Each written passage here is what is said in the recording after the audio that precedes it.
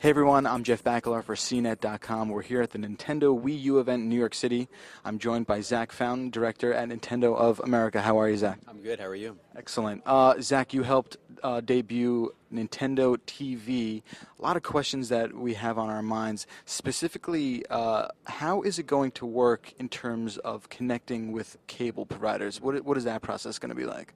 Well, it's going to be a simple one. You can think of the Wii U gamepad as a remote.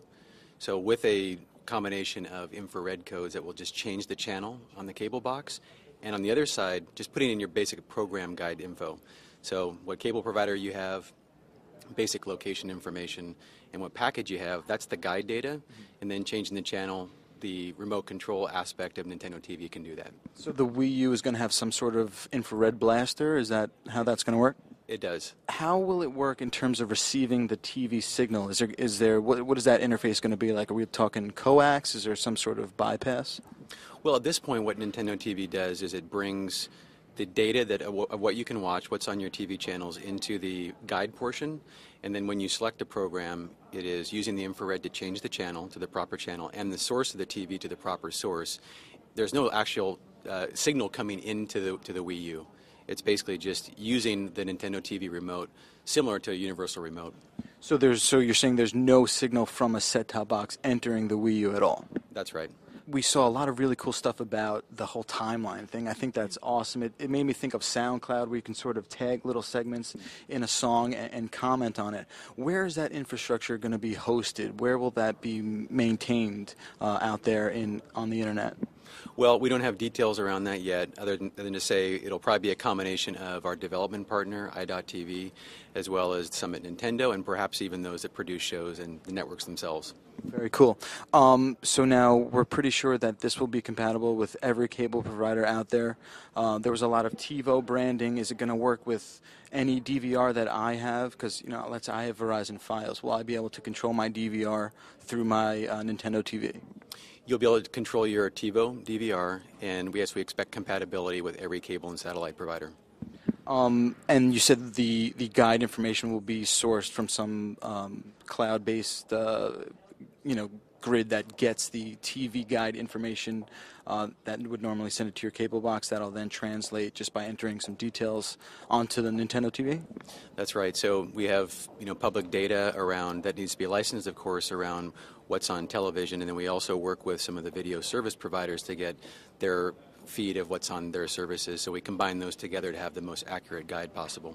Last thing I wanted to talk about, you introduced some of the portals that we're going to be able to enjoy: Netflix, Hulu Plus, Amazon. Can you tell us anything about what's going to be coming down the road? Sports is a big deal. I know the demo teased sort of college football and that. Are we going to be able to see things like MLB TV and NHL, stuff like that?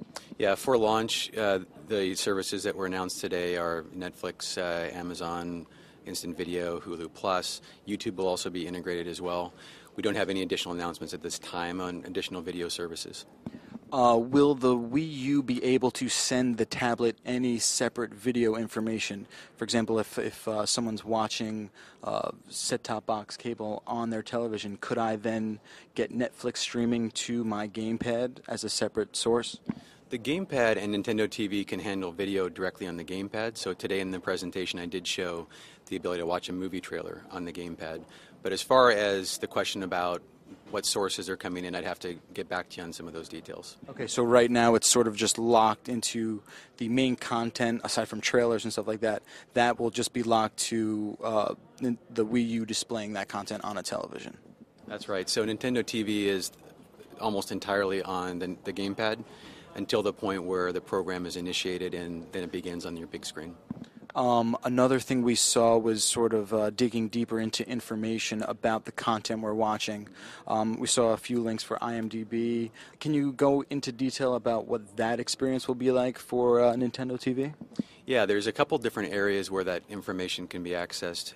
What I showed today is within the context of discovery, so I'm on the Modern Family page, I'm on a movie page, and that information is available to me.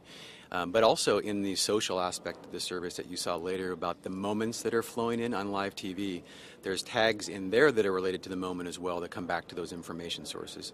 So both in broader context in discovery, but then also around these moments that happen on live TV. And how does that work with the tagging? Because that is really by far my favorite part of this whole experience. The screenshots that are grabbed, is that like a real-time thing? Can you only comment on demand or live television? When the viewing source is one of the applications such as Netflix or Amazon Instant Video or Hulu Plus, Nintendo TV actually turns over both screens to those applications. So the experience around Moments is for live TV or a TiVo DVR experience. So the tagging and that stuff will only live for television? Yes, DVR and live. DVR and live, great. Okay, I think that's it. Zach Fountain, Director at Nintendo of America, thank you so much for taking the time. I'm Jeff Bacalar for CNET. We'll see you soon.